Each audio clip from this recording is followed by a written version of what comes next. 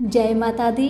मेरे सभी प्यारे दोस्तों, मैं लक्ष्मी शर्मा बड़ों को चरण स्पर्श, छोटों को प्यार और बराबर वालों को दिल से नमस्कार करती हूँ।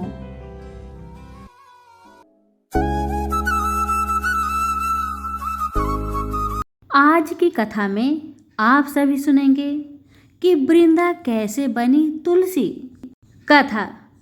पौराणिक काल में एक लड़की थी जिसका नाम था वृंदा। राक्षस कुल में उसका जन्म हुआ था। वृंदा बचपन से ही भगवान विष्णु जी की परम भक्त थी। बड़े ही प्रेम से भगवान की पूजा किया करती थी। जबकि वह बड़ी हुई तो उनका विवाह राक्षस कुल में दानव राज जलंधर से हो गया। जलंधर समुद्र से उत्पन्न हुआ था। वृंदा बड़ी ही पतिव्रता स्त्री थी, सदा अपने पति की सेवा किया करती थी। एक बार की बात है, जब देवताओं और दानवों में युद्ध हुआ, तब जलंधर युद्ध पर जाने लगे तो वृंदा ने कहा, स्वामी आप युद्ध पर जा रहे हैं, आप जब तक युद्ध में रहेंगे मैं पूजा में बैठकर आपकी जीत के लिए प्रार्थना करती रहूंगी, और जब तक आप वापस नहीं आते मैं अपना संकल्प नहीं छोड़ूंगी। जलंधर तो युद्ध में चले गए और वृंदा व्रत का संकल्प लेकर पूजा में बैठ गई। अनेक व्रत के प्रभाव से देवता भी जलंधर को ना जीत सके। सारे देवता जब हारने लगे तो भगवान विष्णु जी के पास गए।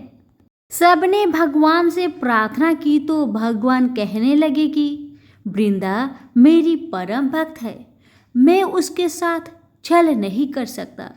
पर देवता बोले, भगवान दूसरा कोई उपाय भी तो नहीं है, अब आप ही हमारी मदद कर सकते हैं।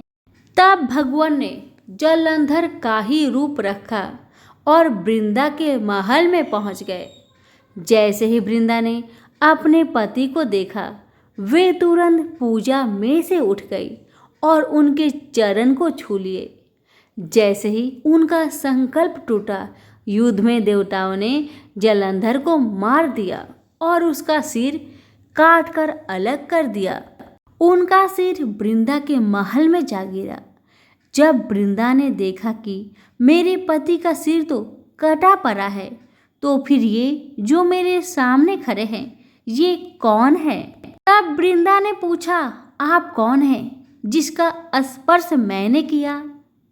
तब भगवान अपने असली रूप में आ गए और वे कुछ ना बोले। अब वृंदा सारी बात समझ गई। उन्होंने भगवान को श्राप दिया कि आप पत्थर के हो जाओगे। भगवान तुरंत पत्थर के हो गए। सभी देवतागण हाहाकार करने लगे। लक्ष्मी जी रोने लगी और प्रार्थना करने लगी।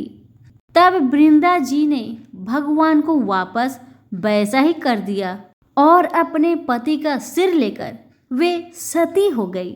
उनकी राख से एक पौधा निकला।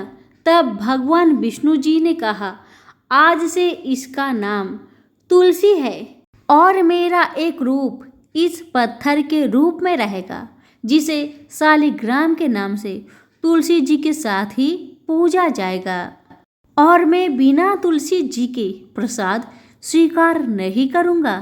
तब से तुलसी जी की पूजा सभी करने लगे और तुलसी जी का विवाह शालिग्राम जी के साथ कार्तिक मास में किया जाता है। कथा यहीं पर समाप्त हुई। सभी प्रेम से बोले, तुलसी माता की जय हो। धन्यवाद।